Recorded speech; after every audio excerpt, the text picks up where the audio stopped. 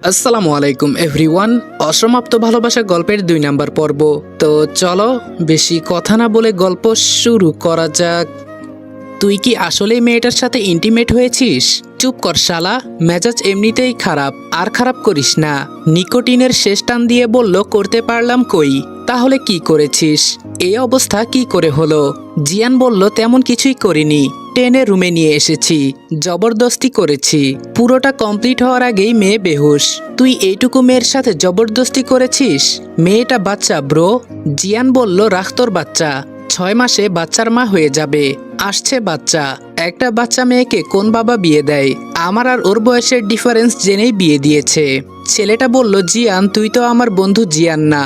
আমি যে জিয়ানকে চিনি সে তো মেয়েদের সম্মান করে, ভদ্র শান্তশিষ্ট একজন আদর্শ পুরুষ। জিয়ান বলল, ভদ্রতা?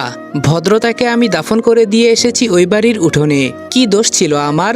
ভালোবেসেছিলাম এইটুকুই। সবার বিরুদ্ধে যে বিয়ে করে নিজের অর্ধাঙ্গিনী বানাতে চেয়েছিলাম, এটাই ভুল। ছেলেটা বলল, এখানে সুনয়নার দোষটা কোথায়? জিয়ান বলল, সাপের বংশে মানুষ আসবে কোথা থেকে? ওরা সবকটা সাপ, তাই ২০ দাঁত আগেই উপড়ে ফেলবো। ভাগ্যিস পিরিয়ড শুরু হয়েছে, নয়তো আমি ওর এমন হাল করতাম জীবনে অন্য কোনো পুরুষের কথা চিন্তায় আনতেও ওর রুহ কেঁপে উঠত। ছেলেটা বলল, তুই যাচ্ছিস কবে?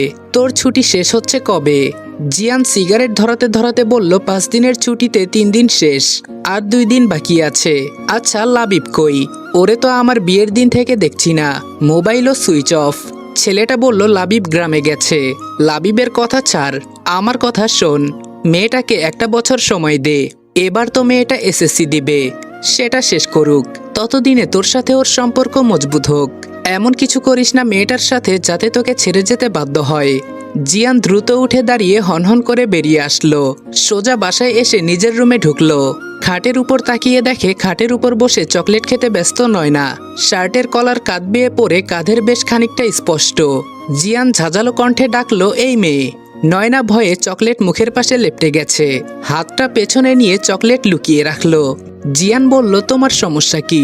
সব সময় নিজের শরীর দেখানোর চেষ্টা করো কেন? এসব কি পরেছ? শাড়ি কই তোমার? নয়নার বলতে ইচ্ছে করলো, আমার নাম সুনয়না, নট এই মেয়ে। চোখ পিটপিট করে তাকাচ্ছে আর মনে মনে এসব ভাবছে। জিয়ান বলল, কি হলো, উত্তর দাও। শাড়ি কোথায় তোমার? নয়না উঠে দাঁড়িয়ে বলে, এই তো। পুরো শাড়ি পেঁচিয়ে কোমরে গুজে রেখেছে, দাঁড়ানোর ফলে শার্টের হাতার ভেতরে হাত দুটো হারিয়ে গেছে। জিয়ানের এবার রাগ না হাসি আসছে। সামনের দিকে ভালো করে তাকিয়ে মনে মনে বলে, আসলেই তো মেয়েটাকে বাচ্চা বাচ্চা লাগছে দেখতে। মুখে চকলেট লেপটে আছে, শাড়ি এমনভাবে পেঁচিয়ে রেখেছে ২ কদম হাঁটলেই উষ্টা খেয়ে পড়বে। বুঝলাম না পুরো পরিবার কি আমার সাথে আবার একটা ধোঁকা করলো? বিয়ের দিন তো জলপাই রঙের লেহেঙ্গা পরা মেয়েটাকে এত বাচ্চা লাগেনি। জিয়ান বলল, এই মেয়ে এদিকে আসো। নয়না বারবার হাত দুটো উপরের দিকে ওঠানোর চেষ্টা করছে। কয়েকবার চেষ্টা করে মোটামুটি হাত দুটো কাবু করতে পেরেছে। শাড়ি একটু উঁচু করে সামনে এগোতে চাইলেই বেডের উপর থেকে ধপাস করে পড়ে যেতে নিলে জিয়ান ধরে ফেলে। জিয়ানের গলা জড়িয়ে ধরে ড্যাব ড্যাব করে তাকিয়ে আছে নয়না। মনে মনে বলল, হায় আমার রণবীর কাপুর। জিয়ান ঠাস করে নিচে ফেলে দেয়।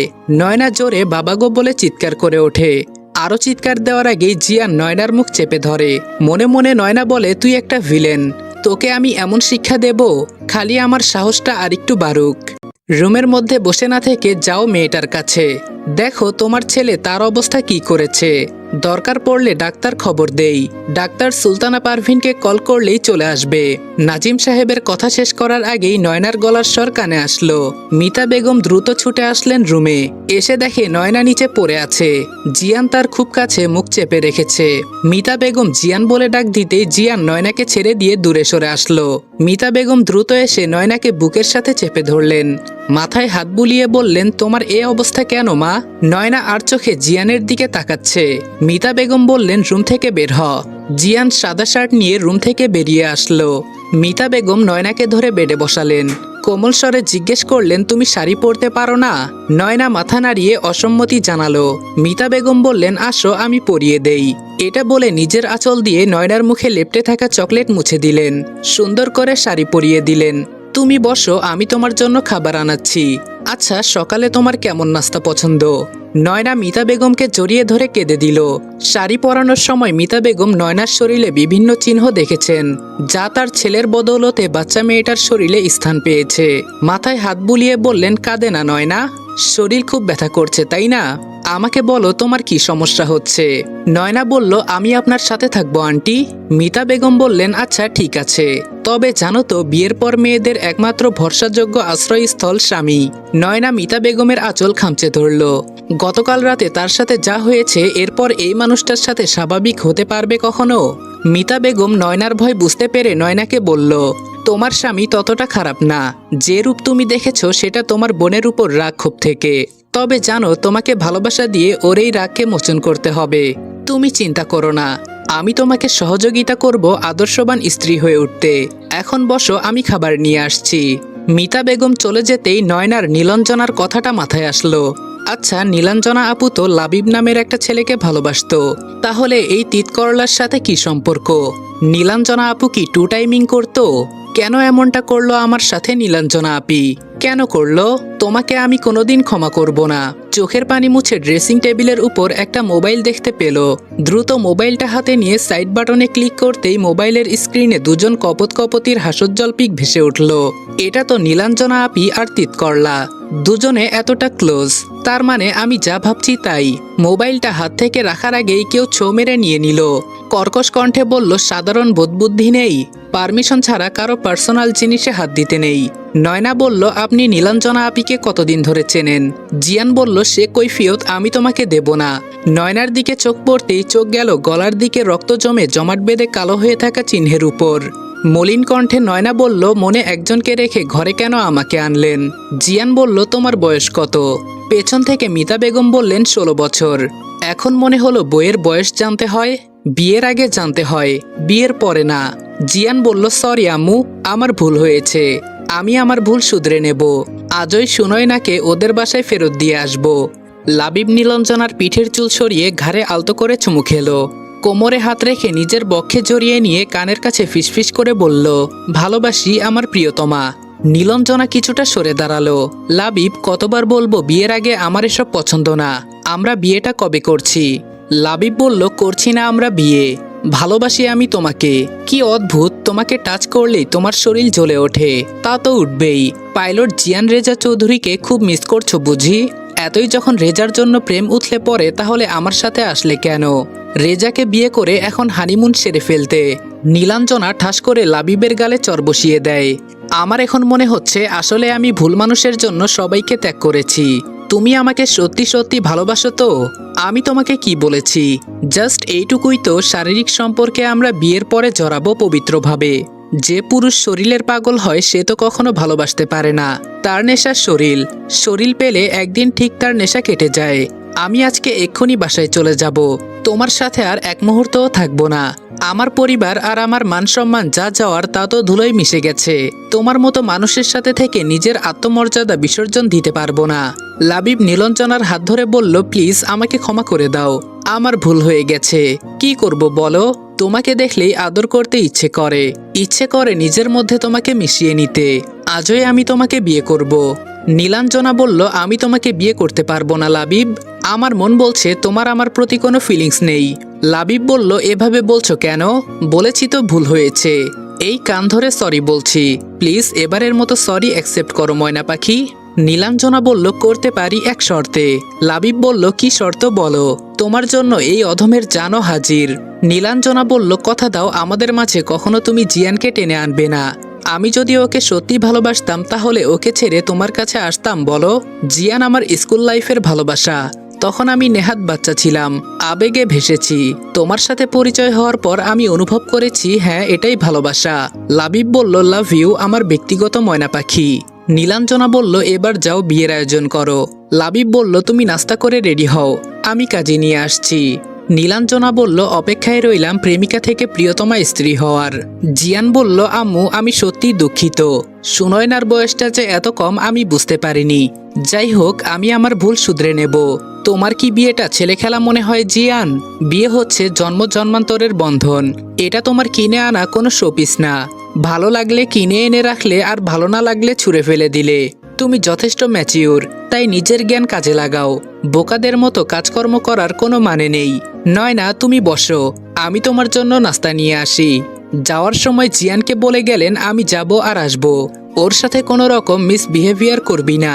নয়না বেডের এক কোনায় বসে চোখ ঘুরিয়ে ঘুরিয়ে রুমটা দেখতে লাগলো।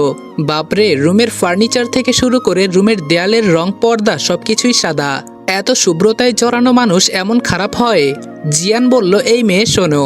নয়না বলল, প্রথমত আমার নাম সুনয়না, এই মেয়ে না। জিয়ান বলল, তুমি না বাচ্চা?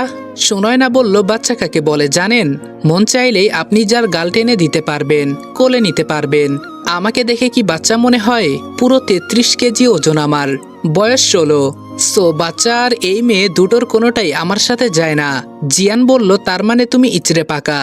সুনয়না বলল, আপনি যাই বোঝাতে যান আমি বুঝবো না, কারণ আপনি জিলাপির প্যাচের চেয়েও কঠিন পেঁচানো। আর ভাববেন না আমি ভীতু, আমার কিন্তু অনেক সাহস। জানেন, আমার ক্লাসের রাফির নাক ফাটিয়ে দিয়েছিলাম এক ঘুষিতে। আপনি বড় তাই কিছু বলিনি। কাল রাতে যা করেছেন আপনার নামে মামলা করা উচিত। জিয়ান বলল, মামলা হইলে পরে দেখা নিব থানায়। উপস, আমি তো ভীষণ ভয় পেয়েছি। সুনয়না বলল, আপনার মুখে গান মানায় না, আপনার মুখে করলার মতো তেতো কথা মানায়। এই, আপনাকে আন্টি ছোটবেলায় মধু মুখে দেয়নি? জিয়ান বলল, তুমি তো বড্ড বেশি কথা বলো, তোমাকে আজই আমি বাসায় দিয়ে আসবো। বয়সের চেয়ে কথা বেশি শিখেছ, পিচ্চি কোথাকার। সুনয়না বলল, একদম পিচ্চি বলবেন না। জিয়ান হুট করে নয়নাকে কোলে তুলে নিল। এই ছাড়ুন, আমি কিন্তু চিৎকার করব। নয়নার গালে পরপর দুটো চুমু খেলো, এরপর বেডে বসিয়ে দিয়ে বলল, বাচ্চাদের এভাবেই কোলে নিয়ে আদর করতে হয়। মনে মনে নয়না বলল, নেহাত 6তলা বিল্ডিংয়ের মতো দেহ, আর লম্বা। নয়তো আমি বোঝাতাম আমাকে নিয়ে মজা করার শাস্তি কত কঠিন। জিয়ান নয়নার সামনে বসলো, প্রথমবার নয়নার দিকে নজর দিল। ভালোভাবে লক্ষ্য করলো হলদে ফর্সা গায়ের বরণ, পিঙ্কিস পিঙ্কিস একজোড়া ঠোঁট, হরিণের মতো টানা টানা একজোড়া চোখ, চেহারা জুড়ে অদ্ভুত সরলতা। হঠাৎ কপালের ডান পাশে চোখ পড়তেই জিয়ানের চোয়াল শক্ত হয়ে গেল। ঠিক নীলাঞ্জনার কপালের ডান পাশে যেখানে তিল, নয়নারও সেম। সুনয়না বলল, আপনি রেগে যাচ্ছেন কেন? আমার ভয় করছে। জিয়ান হুট করে নয়নার চুলগুলো মুট করে ধরল। তোদের মতো মেয়েদের আমার চেনা আছে, এই রূপের জালে আমাদের মতো ছেলেদের জীবন ধ্বংস করে দিস। তোদের এমন অবস্থা করা উচিত যাতে আর কোনো ছেলের জীবন নষ্ট না হয়। ভালোবাসাকে তোদের কাছে খেলনা মনে হয়। নয়না ব্যথায় কুকড়ে উঠল, চোখের কার্নিশ বেয়ে গড়িয়ে পড়তে লাগলো অশ্রুকণা। ব্যথাতুর কণ্ঠে অনুনয়ের সুরে বলল, প্লিজ ছাড়ুন, আমার লাগছে।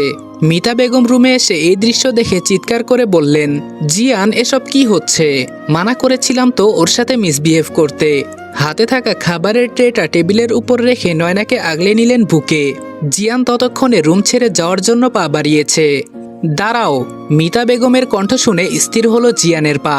জিয়ান বলল, আম্মু প্লিজ, এখন এই মুহূর্তে আমার কোনো রকম জ্ঞানের বাণী শোনার মন মানসিকতা বা ধৈর্য কোনোটাই নেই, আমাকে একটু একা থাকতে দাও। মিতা বেগম বললেন, তোমার মেজাজ নিয়ে ডিপ ফ্রিজে রেখে আসো। আজকে তুমি যেটা করলে আমার ভাবতেও ঘৃণা হচ্ছে তোমার মতো সন্তান আমি গর্ভে ধারণ করেছি। এইটুকু একটা মেয়ে, তুমি ওর উপর শারীরিক মানসিক টর্চার করেই যাচ্ছ। তোমার প্রেমিকা তোমাকে ধোকা দিয়ে আরেক ছেলের সাথে পালিয়ে গেছে, তাতে এই নিষ্পাপ মেয়েটার কি দোষ? আর কোন মেয়ে এমন মেজাজ সহ্য করবে? মেয়েটা ঠিক ডিসিশন নিয়েছে তোমাকে ছাড়ার। আর হ্যাঁ, মনে রেখো, ও আজকে থেকে আমার মেয়ের মতো। জীবনে দ্বিতীয়বার ওর গায়ে আঘাত করার কথা চিন্তাও করলে তোমার মতো ছেলেকে অস্বীকার করতে আমি দুবার ভাববো না। জিয়ান বাহিরে এসে সোজা চিলেকোঠায় চলে আসলো। চিৎকার করে কাঁদতে ইচ্ছে করছে তার। আচ্ছা, ছেলে মানুষের হৃদয় ভেঙে গুড়িয়ে গেলেও কি তাদের কান্না করা মানা? আমি কি দোষ করেছিলাম? শুধুমাত্র নীলাঞ্জনাকে ভালোবাসতাম। আমি তোমাকে কিভাবে বোঝাবো আম্মু? নীলাঞ্জনাকে আমি খোলসের আড়ালে থাকা মুক্তোর মতো যত্নে রেখেছিলাম। নিজে শত আঘাত সহ্য করলেও কখনো ওর শরীরে সামান্য আঁচড়ও আসতে দেইনি। কেউ কেন বোঝে না ছেলেদেরও হৃদয় আছে? তাদের হৃদয়ের রক্তক্ষরণ কেউ কেন দেখতে পায় না? তারাও পুড়ে বিরহের অনলে। সেই দগ্ধ হৃদয়ের আর্তনাদ কারো হৃদয় স্পর্শ করে না কেন? তুমি ভুল ছিলে না, তুমি ছিলে সদ্য ফোটা সুবাসিত ফুল, যার ঘ্রাণের মাদকতা আমাকে নিঃস্ব করে দিয়েছে। রাত তখন প্রায় একটা ছুঁই ছুঁই। জিয়ান পা টিপে টিপে রুমে আসলো। বেডের উপর এলোমেলো হয়ে ঘুমিয়ে আছে এক কিশোরী। শাড়ি সরে যেয়ে কিশোরীর উন্মুক্ত হয়ে আছে শরীরের বেশ খানিকটা অংশ। আলতো হাতে কোলে তুলে নিল ঘুমন্ত কিশোরীকে। চুপিসারে সিঁড়ি বেয়ে নিচে চলে আসলো। গাড়ির সামনের সিটে নয়নাকে বসিয়ে শাড়িটা কোনো মতে পেঁচিয়ে দিল শরীরে। হঠাৎ ঘুমন্ত রমণী হাত ধরে বসলো। জিয়ান খানিকটা ভয় পেল। কিছু সময় সেভাবেই রইল। বুঝতে পারলো ঘুম ভাঙেনি। আলতো করে হাত সরিয়ে এনে ড্রাইভিং সিটে বসে ড্রাইভ করতে লাগলো। রাতের নীরব রাস্তা, দু একটা দূরপাল্লার বাসের শোষো ক্ষীণ আওয়াজ, সাথে সাথে গাড়ির গ্লাস উঠিয়ে দিল। খুব ধীর গতিতে গাড়ি ড্রাইভ করছে। নয়নার মাথাটা জিয়ানের কাঁধে একবার সরিয়ে দিয়েছিল, তারপর নিচেই ঠিক করে রাখলো। বেশ কিছু দূর আসার পরে পুলিশ চেকপোস্ট পার হতে হয়। নয়নার মাথাটা গাড়ির সিটে ঠিকভাবে রেখে গাড়ি থেকে বের হয়ে আসে জিয়ান। গাড়ির কাগজপত্র সব দেখায়। একজন অফিসার বলে, আপনার সাথে গাড়িতে উনি কে? জিয়ান বলল, আমার ওয়াইফ। অফিসার বলল, আপনার ওয়াইফ, তার প্রমাণ কি? জিয়ান বলল, আপনার কি মনে হয় এই রাতে আমি ম্যারেজ সার্টিফিকেট নিয়ে ঘুরবো? বলছি যখন আমার ওয়াইফ তখন অবশ্যই আমার ওয়াইফ। অফিসার বলল, প্রমাণ দেখান, তারপর বিশ্বাস করব। আপনাদের বিয়ে হয়েছে কতদিন? জিয়ান বলল, গত সপ্তাহে শুক্রবার। অফিসার বলল, আজকে তো রবিবার, নিশ্চয়ই আপনার ফোনে বিয়ের পিকচার আছে, সেটা দেখান। জিয়ান বলল, দেখুন স্যার, আমি একজন পাইলট, তাছাড়া আমার ওয়াইফ ঘুমিয়ে আছে, আপনারা প্লিজ আমাকে বিরক্ত করবেন না। অফিসার বলল, আপনার বাসায় কারোর সাথে কথা বলিয়ে দেন, আর আপনি যেই হন না কেন আইন সবার জন্য সমান। হতেই তো পারে মেয়েটিকে আপনি কিডন্যাপ করে নিয়ে যাচ্ছেন। একজন চেয়ে জানালার কাছে বাড়ি দিয়ে ম্যাডাম ম্যাডাম বলে ডাকতে লাগলো। জিয়ান দ্রুত গাড়িতে এসে নিজের গায়ের শার্ট খুলে নয়নার গায়ে পরিয়ে দিচ্ছে। নয়না ঘুম ঘুম চোখ দুটো কোনো মতে খুলতেই জিয়ানকে দেখে ঘাবড়ে যায়। কান্না মিশ্রিত কণ্ঠে বলে, প্লিজ আমাকে ছেড়ে দিন, আমাকে আর ব্যথা দিবেন না। জিয়ান বলল, একদম চুপ, একটা কথাও বলবে না। বাহিরে পুলিশ দাঁড়িয়ে আছে। শাড়ি তো খুলে রেখেছ অর্ধেক। আমার ওয়াইফকে এই অবস্থায় অন্য কেউ দেখবে, এটা তো হতেই পারে না। নয়না জোরে চিৎকার দিয়ে বলে, কে আছো বাঁচাও। বাহিরে পুলিশের লোকেরা বলতে থাকে, গাড়ি থেকে বের না হলে আমরা গাড়ির দরজা ভেঙে ফেলতে বাধ্য হব। জিয়ান বলল, একটা শব্দও করবে না, চুপ করে থাকো। এটাই বলে শার্টের বোতাম লাগিয়ে দিল। তোমার বাবার নাম্বার বলো। সুনয়না বলল, বাবার নাম্বার দিয়ে এত রাতে কি করবেন? আপনি না চৌধুরী বংশের ছেলে, তো বলুন, আমাকে হ্যারাসমেন্টের দায়ে আপনাদের চাকরি খেয়ে দেব। জিয়ান বলল, জাস্ট সাইলেন্ট, যেটা বলেছি সেটা করো। সুনয়না বলল, ফোনটা দিন, নাম্বার উঠিয়ে দেই। জিয়ান বলল, যেটা বলেছি সেটা করো। এরপর বের হয়ে এসে বলে, আপনাদের কাজ কি রাতের বেলা ভদ্র মানুষদের অসম্মান করা? অফিসার বলল, না, আমাদের ডিউটি দেশ ও জনগণকে নিরাপত্তা দেওয়া, আমরা সেটাই করছি। জিয়ান বলল, জাস্ট ওয়েট। কল করলো মাহবুব তালুকদারের নাম্বারে। কল ঢোকার আগেই কেউ একজন মোবাইল নিয়ে কল কেটে দিল। জিয়ান বলল, তুমি বাহিরে কেন এসেছো? সুনয়না বলল, তুমি আদর্শ হাজবেন্ডের মতো আমাকে প্রোটেক্ট করার জন্য একা লড়াই করবে, আর আমি ঘুমিয়ে থাকবো? আমি সুনয়না তালুকদার, পিতা মাহবুব তালুকদার। এই যে দুদিন আগে শুক্রবার গেল, সেই দিনটাই ছিল আমার আর আমাদের ভালোবাসার প্রণয়ের দিন। আমরা হাজব্যান্ড ওয়াইফ লং ড্রাইভে বের হয়েছিলাম, এতে আপনাদের সমস্যা কি? অফিসার বলল, আচ্ছা ম্যাডাম, সরি, তবে আপনাকে তার ওয়াইফ মনে হচ্ছে না। সুনয়না রাগী কণ্ঠে বলল, আপনার বইয়ের সাথে নিশ্চয়ই আপনি বেমানান, তাই এসব উল্টাপাল্টা কথা বলছেন। এই চলো তো সময় নষ্ট না করে। এটা বলেই জিয়ানের হাতের মধ্যে হাত রাখলো। গাড়িতে এসে বসে জিয়ানের দিকে তাকিয়ে বলল, আসলে আমি অনেক সাহসী, কিন্তু সমস্যা হলো আমার আরেকটু সাহস দরকার, তারপর আপনার সাথে বোঝাপড়া করব। এই প্রথম সুনয়নার মুখ থেকে স্বাভাবিক কথা শুনল জিয়ান। বেশ কিছুক্ষণ সুনয়নার দিকে তাকিয়ে রইল। সুনয়না বলল, এভাবে দেখার কি আছে? আপনারই তো বউ, না চাইলেও সারা জীবন এই মুখ দর্শন করতে হবে। আচ্ছা, আমরা যাচ্ছি কোথায়? জিয়ান বলল, সরি। নয়না অবাক হয়ে বলল, আপনি কিছু বললেন এইমাত্র? জিয়ান বলল, সরি, আমি আসলেই দুঃখিত, আমার উচিত হয়নি তোমার সাথে এমন আচরণ করা। তোমার তো এখানে কোনো দোষ নেই, উল্টো আমাদের মাঝে তুমি ফেসে গেছো। I am really sorry Sunayana. Sunayana বলল, আপনি সরিও বলতে পারেন? এক কাজ করুন, আপনার সরির আচার বানিয়ে ধীরে ধীরে 1 চামচ করে খেয়ে ফেলুন। জিয়ান বলল, আমি তোমাকে একেবারের জন্য রেখে যাব এখানে, খুব তাড়াতাড়ি তোমার জন্য তোমার উপহার চলে আসবে। সুনয়না বলল, দেখুন, আমার এইটুকু মাথা, তাও আবার বিশাল চুল, তার ভেতরে খোলস, খোলসের ভেতরে এইটুকু বুদ্ধি, তাই সহজভাবে বলুন মিস্টার পাইলট। জিয়ান বলল, খুব তাড়াতাড়ি আমি তোমার জন্য ডিভোর্স লেটার পাঠাবো। সুনয়না বলল, যা ইচ্ছে করুন, আগে আমাকে বাসায় দিয়ে আসুন। না, আমি বাসায় যাব না, আপনি এক কাজ করুন, আমাকে কোনো হোস্টেলে রেখে আসুন। জিয়ান বলল, আর ইউ ক্রেজি? সুনয়না হঠাৎ করে অশ্রু টলমল নেত্রে তাকিয়ে বলে, জানেন আমি না ধর্ষণ সম্পর্কে পত্রিকায় পড়েছি, টিভিতে নিউজ দেখেছি, কখনো কল্পনাও করিনি সেসব কিছুর ভিকটিম আমি নিজে হব। আমার আপনাকে দেখলে ভয় হয়, মনে হয় এখনই হিংস্র জানোয়ারের মতো ঝাঁপিয়ে পড়বেন আমার উপর। বলতে বলতে হাঁটুতে মুখ গুজে কান্না করতে লাগলো। এই মুহূর্তে নিজেকে ধ্বংস করে দিতে ইচ্ছে করছে জিয়ানের। শেষে কিনা সে কোনো মেয়ের কাছে ধর্ষক। চোখে রক্ত জমাট বেঁধে গেছে। হাত মুঠো করে নিজের প্রতি আসা রাগটাকে কন্ট্রোল করার চেষ্টা করছে। নয়নার গায়ে হাত দিতেও লজ্জা হচ্ছে এখন। কিভাবে করলাম আমি এটা? নিজেকে ক্ষমা করব কিভাবে? নয়নার মাথায় হাত রেখে বলল, আমি তোমাকে কষ্ট দিয়েছি, আর তা কখনো আমি চাইনি। আমি নিজের ভুল বুঝতে পেরেছি। তোমার যন্ত্রণার জন্য আমি গভীরভাবে দুঃখিত। আমি জানি কথা দিয়ে সবকিছু ঠিক হবে না। আমি তোমার হৃদয়ে যে গভীর ক্ষত দিয়েছি জানি না তুমি কখনো আমাকে ক্ষমা করবে কিনা। আর কিছু বলার আগেই নয়না জিয়ানকে জড়িয়ে ধরে কাঁদতে লাগলো। জিয়ান বলল, প্লিজ কেঁদো না নয়না, আমার কালো ছায়া কোনোদিন আর তোমার উপর পড়বে না। আমি জানি তোমার হৃদয়ে যে গভীর ক্ষত তাজা আছে তা হয়তো এজন্মে আমি মুছে দিতে পারবো না, পারলে ক্ষমা করে দিও। নয়না কিছু বলতে যেও বলতে পারল না। গাড়ির সিটে হেলান দিয়ে বসে রইল। জিয়ান নয়নার বাড়ির সামনে এসে বলে, আমি কি এখান থেকে চলে যাব নাকি বাসার ভেতর পর্যন্ত আসব? সুনয়না বলল, আপনি আমাকে বাবা মায়ের কাছ থেকে নিয়ে গেছেন, তাই তাদের হাতে ফেরত দিয়ে আসবেন। দারোয়ান বেশ অবাক হলো এত রাতে নয়নাকে দেখে। বাসার দরজায় এসে বার কয়েক কলিং বেল দেওয়ার পর মাহফুজা বেগমের ঘুম ভেঙে গেল।